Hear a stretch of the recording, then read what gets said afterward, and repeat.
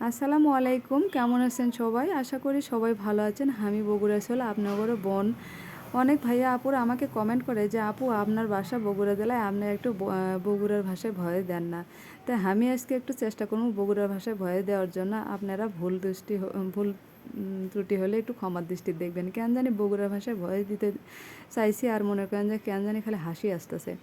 যাই হোক, মাতৃভূমির যেটা মনে করেন যে জন্মস্থানের ভাষা, সেটা কখনোই ভোলা যায় না। মনে করেন শুদ্ধ ভাষা বলতে বলতে কেন জানি একটু আর মুখে কেন জানি আসতেই চায় না।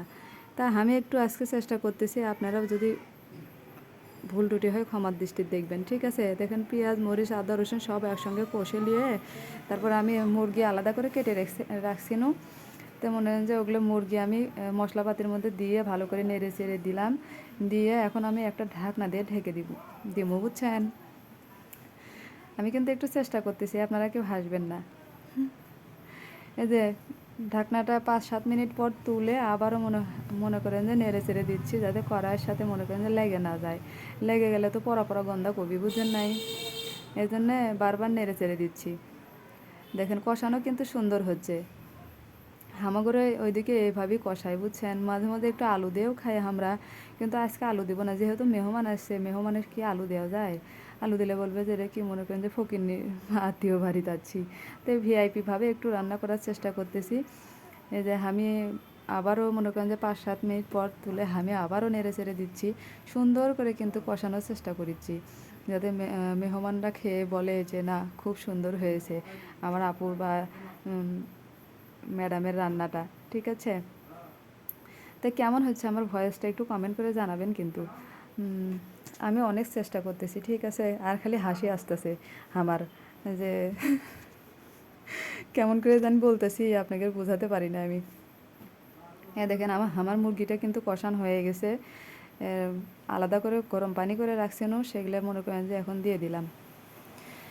আমি বেশি মনে করেন যে পানি দেবো না। দেখেন, আমি কোথায় খালি কেন জানে আমি আসে।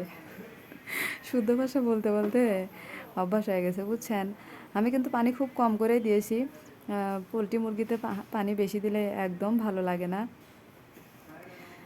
এই যে বলক উঠে গেছে পানি, একদম মাঠা মাঠা করে তারপরে নামাবো আমি। তা আপনাদের ওইদিকে কেমন করে রান্না করে মুরগি? কম বেশি রান্না সবাই পারে, আমিও পারি। আমার রান্না কিন্তু খুবই মজা লাগে, ঠিক আছে? আপনাদের ভাইয়া খায়া খুবই গল্প করে যে আমার বউয়ের রান্না খুবই টেস্ট। দেখেন, মুরগিটা একদম এই যে 5-7 মিনিট পর আবারও তুলে দেখি ঝোল একবার কমে গেছে। মুরগির গোস্ত একদম ভাজা ভাজা করে কষে নেবেন, তাহলে কিন্তু খুব টেস্ট লাগে, ঠিক আছে? মনে করেন যে মরিচ লবণ সব যদি মুরগির গোস্তর মধ্যে একবারে ভালোভাবে যায় না, তাহলে সেই স্বাদ লাগে। সেই স্বাদ, স্বাদ না, সেই স্বাদ। ঠিক আছে?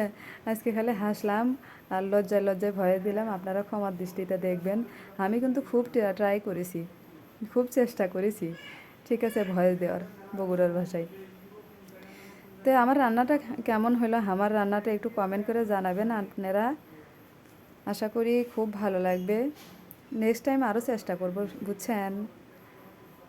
বগুড়া ভাষা ভয়েস দেওয়ার খুব চেষ্টা করব আবার। তো সবাই ভালো থাকবেন, আমার জন্য দোয়া করবেন, আমার ফ্যামিলির জন্য দোয়া করবেন। ভালো থাকবেন। আজকের মতো এই পর্যন্ত।